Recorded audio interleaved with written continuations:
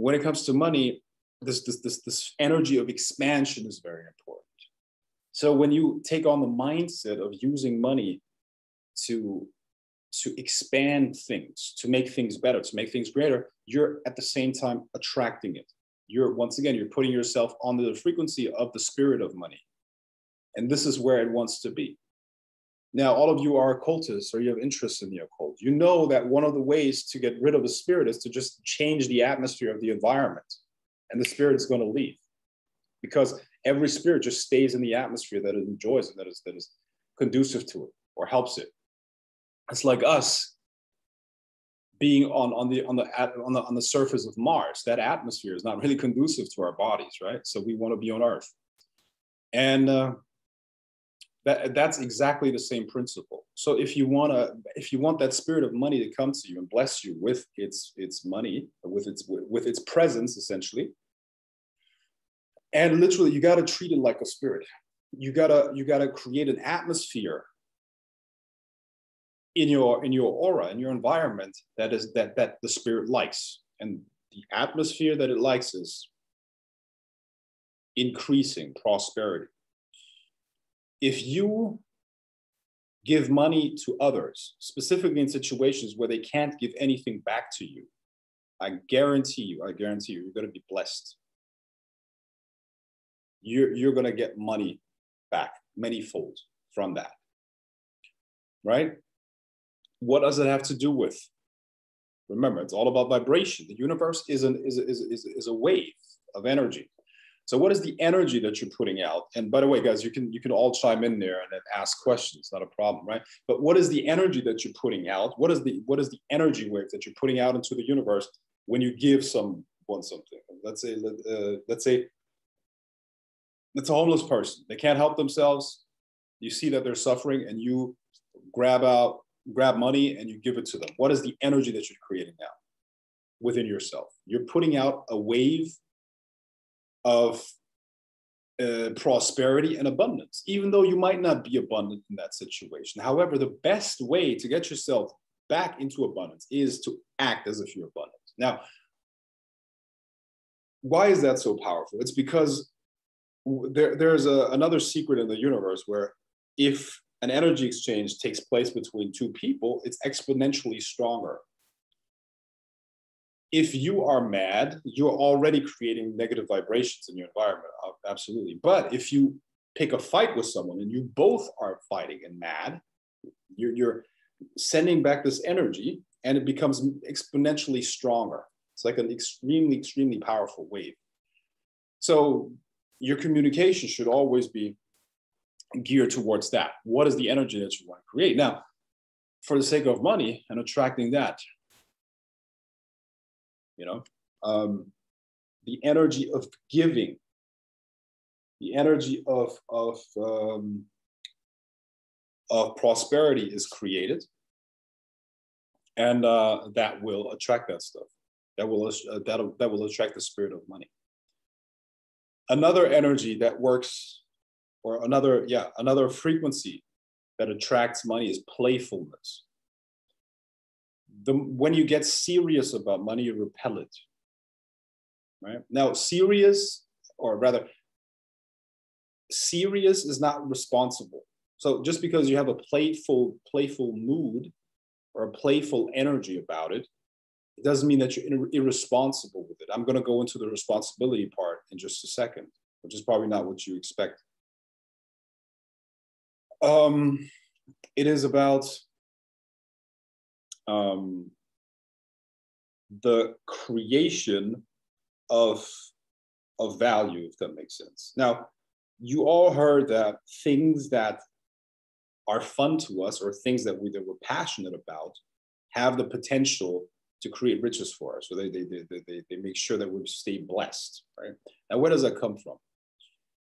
Life, in essence, is a game. As soon as people start getting serious about it, they will start losing. You can see mastery in a person when they perform playfully at a high level. That's almost the definition of a master. If somebody has mastered a craft, they can perform it playfully, they can play around with the different elements of it, and still do it at a very high level. You know? So the energy of playfulness, not irresponsibility, but the energy of play, you know, a joyful interaction with the universe, essentially, is one of the secrets that can bring you money. Now, how do you use that in your personal life? This is why your purpose, why knowing your purpose is so important.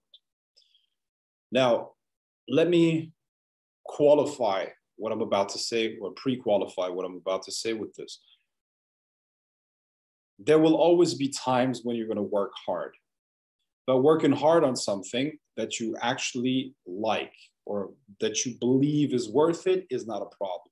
You've all stayed up late because you wanted to win a game. Maybe you were playing some virtual reality game or something like that, and you stayed up late because you wanted to win. You kept at it and you had the energy to keep going. I highly doubt that you did that with a job. At least you didn't keep the same energy at your job, because the job most likely was not in alignment with your purpose. Right? So when you do something that is in alignment with your purpose, once again, the spirit of money is going to come to you and bless you. Right?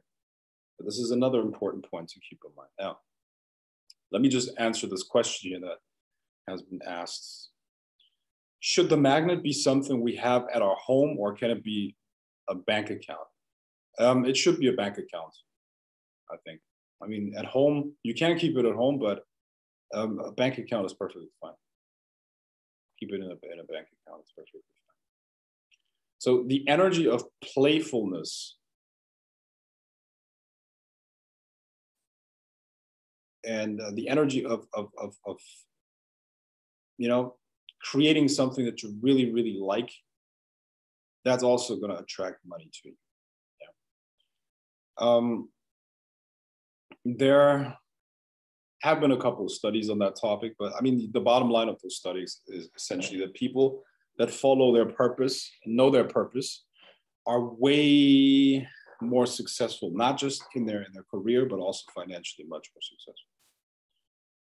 You know, another secret of money is the following. If your goal is to be rich, and usually people want to be rich because they want status, right? You are making your life harder than it has to be.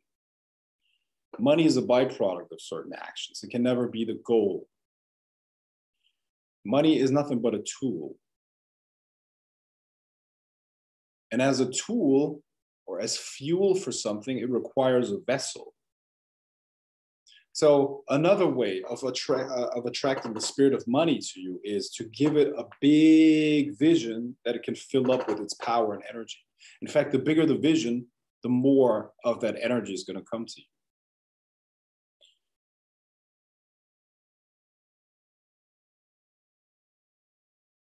You have to see it as an empty vessel. The vision is an empty vessel. Now, how much money is required to make that vision real? Bring it into physical reality. I hope you know the connection between ideas and the physical world, right? I mean, in essence, physical matter is really just condensed energy. It really is. It's really just condensed energy. And thoughts are not as condensed. They're also energy, just vibrating faster. It's not as condensed. Condensed also means slower, obviously, right? So the waves become slower. You've all walked into a room before. I mean, yeah, you walked into a room before, and before you walked into the room, there was an argument. And you could still, even if the people were smiling, you could feel the energy in the room. Because it's waves, it's energy. We're all dealing with energy. So, and these low vibrational waves, they felt dense, thick air. That's what it felt like, didn't it? Right? So the more rigid you become,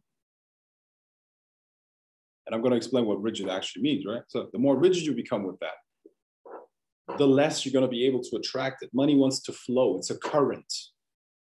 That energy wants to flow. Energy needs to move around, you see? So the more rigid you become, the less you can have it with you. And one of the ways of becoming rigid is to see it or to look at it from a perspective of scarcity. Yeah. Scarcity is nothing but an idea. It's a concept. Yeah.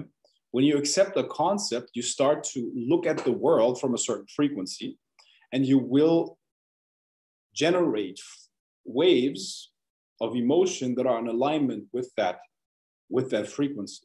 So when you think in terms of scarcity, you will generate the emotion of scarcity, and that will put out the waves that will, put you onto a certain reality tone. When you reject that and think in large terms, big, think in terms of unlimited money. In fact, you don't think about money. You think about the vessel that money can fill up. You will attract it easily.